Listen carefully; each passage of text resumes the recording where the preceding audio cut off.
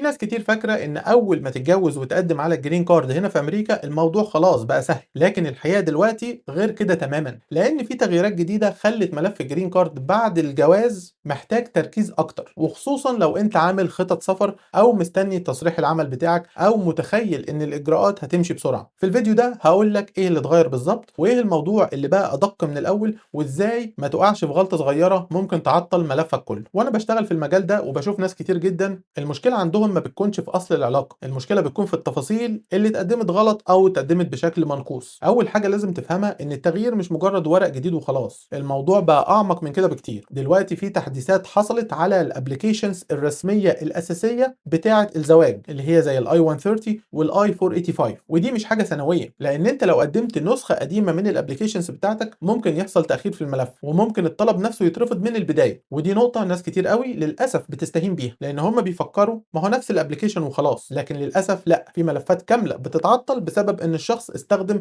نسخة غير محدثة من الابليكيشن بتاع التقديم. وكمان الرسوم نفسها زادت، يعني مش بس لازم تكون جاهز قانونيا، لا انت كمان لازم تكون جاهز ماليا، ودي نقطة مهمة جدا، لأن بعض الناس بتحضر الورق وبتكون فاكرة إن هو كده كده بقت تمام، وبعد كده بتتفاجئ إن الرسوم اتغيرت أو إن المبلغ اللي كان مجهزه ما بقاش كفاية، فيبدأ في التأجيل. والتأجيل هنا مش مجرد كام يوم، أحيانا التأجيل ده بيبوظ توقيت كامل أنت كنت معتمد عليه، سواء شغل أو انتقال مثلا أو حتى سفر أنت كنت مخطط له بعد الجواز. بس ده لسه مش أهم تغيير، أهم حاجة فعلا إن التدقيق على حقيقة الجواز نفسه بقى أقوى بكتير جدا من الأول. يعني إدارة الهجرة اليو سي اي اس دلوقتي مش بس عايزين يعرفوا إنكم متجوزين رسمي وخلاص، دلوقتي بقى في تشديد أكبر على إن هم عايزين يتأكدوا إن الجواز ده حقيقي فعلا، وإن في حياة مشتركة بين الزوجين، وإن العلاقة مش موجودة على الورق بس. وهنا في ناس كتير قوي بتغلط، لأن هم بيفتكروا إن عقد جواز لوحده ما يبقى كفاية، بس الحقيقة لا، عقد الجواز مهم لكن مش هو الدليل الوحيد ولا هو الدليل الأقوى لوحده. دلوقتي وأثناء ما أنا بعمل الفيديو ده بقى في تركيز أكبر على الحسابات البنكية المشتركة، السكن المشترك، العقود، الصور ما بين الطرفين، طريقة الكلام في الانترفيو لما الطرفين بيروحوا يحضروا الانترفيو بتاعهم، والتناسق بين إجابات الزوج والزوجة. يعني حتى لو عندك علاقة حقيقية مع شخص بس الورق ضعيف أو كل طرف بيقول حاجة مختلفة عن التاني، أو مفيش أدلة كافية على إن في حياة يومية مشتركة بين الطرفين، الملف ممكن يدخل في مرحلة تدقيق أصعب بكتير قوي من زمان. وده بياخدنا لنقطة ناس كتير قوي ما بتفكرش فيها من بدري، مش كل علاقة حقيقية سهل إثباتها، ودي مشكلة مهمة جدا، لأن ممكن فعلا يكون في شخصين متزوجين عن حب وعايشين حياة حقيقية لكن ما عندهمش مثلا حساب بنكي مشترك، أو عقد البيت بتاعهم أو عقد الإيجار بتاعهم مكتوب عليه اسم شخص واحد مش الشخصين، أو ما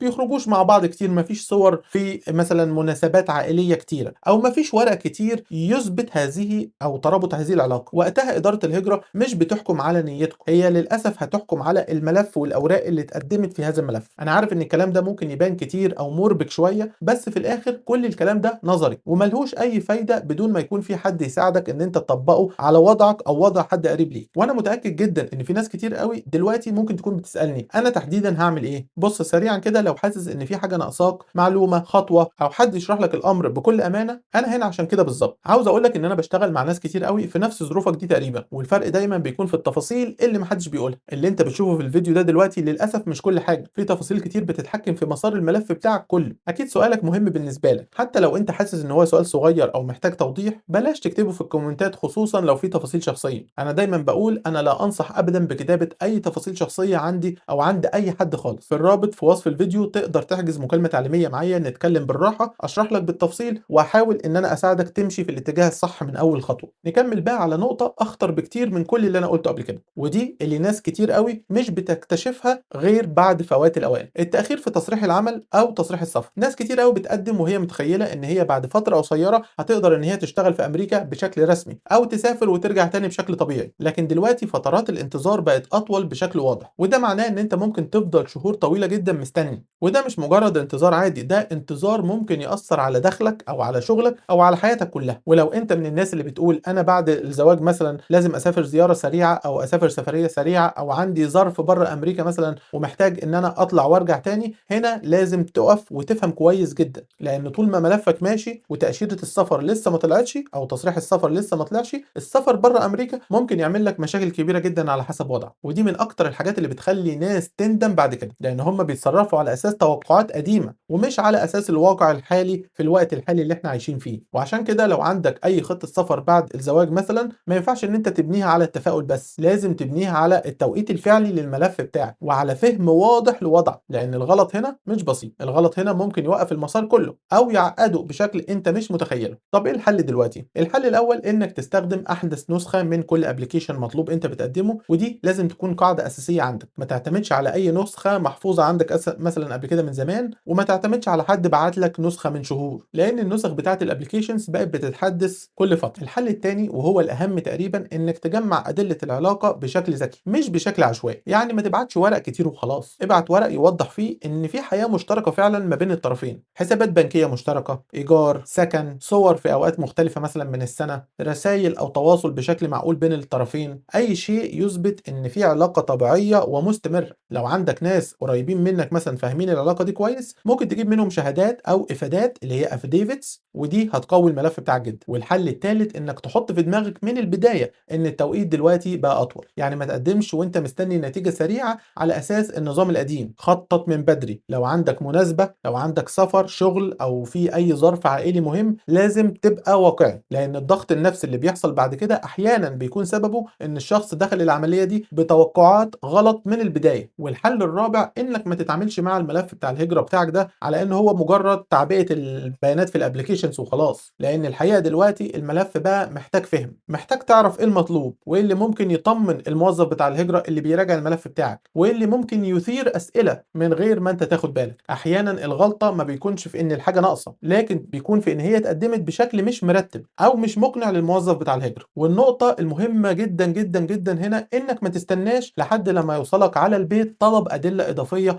عشان تبعت حاجه جديده، لان في ناس كتير قوي بتفكر لو طلبوا مني حاجه ابقى اجهزها وقتها. لكن الافضل بكتير قوي انك تقدم من البدايه كل حاجه معاك، وكانك عارف ان الملف هيتراجع بدقه شديده جدا، لان كل ما الملف كان اقوى من اول تقديم، كل ما كانت فرصتك افضل انك تقلل التعطيل والاسئله الزياده. وفي النهايه لو انت متزوج او ناوي تقدم على جرين كارد عن طريق الزواج، لازم تفهم ان القواعد بقت اضيق في الوقت الحالي والمراجعه بقت اشد. وخطط السفر بعد الجواز ما ينفعش ان هي تتاخد ببساطه، لازم تستخدم ابلكيشنز محدثه وتجهز ادله قويه جدا على العلاقه بين الزوجين. وتوقع من البدايه ان معالجه الملف بتاعك هتاخد وقت اطول. ما تبنيش قراراتك على التمنيات، لان في ملفات كتير جدا ما بتتعطلش بسبب كذبه بس، ممكن تتعطل بسبب اهمال كمان. انا عندي فيديوهات كتير هنا في القناه عن كل حاجه تقريبا تخص السفر والهجره والمعيشه في امريكا. الفيديو ده هو اللي اليوتيوب مختاره ليك دلوقتي، ممكن يكون هو الفيديو المهم بالنسبه لك في الفتره اللي جايه. انا اسف جدا على الاطاله، بس اتمنى فعلا ان انت تكون استفدت. اتمنى لك كل التوفيق.